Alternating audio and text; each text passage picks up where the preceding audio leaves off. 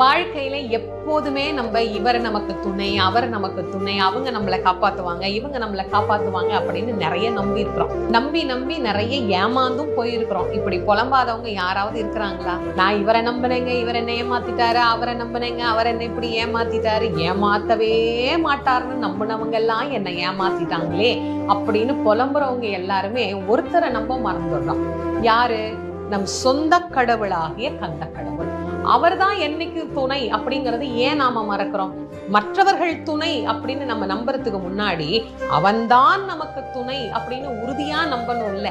அந்த நம்பிக்கையை நமக்கு தரும் வண்ணமாக ஒரு அழகான பாட்டு, அற்புதமான பாட்டு, விழிக்கு துணை திருமென்மலர் பாதங்கள், மெய்மை குன்றா மொழிக்கு துணை முருகா என்னும் நாமங்கள், முன்பு செய்த பழிக்கு துணை அவன் பன்னிரு தோளும், பயந்த தனி வழிக்கு துணை வடிவேலும் செங்கோடன் மயூரமுமே.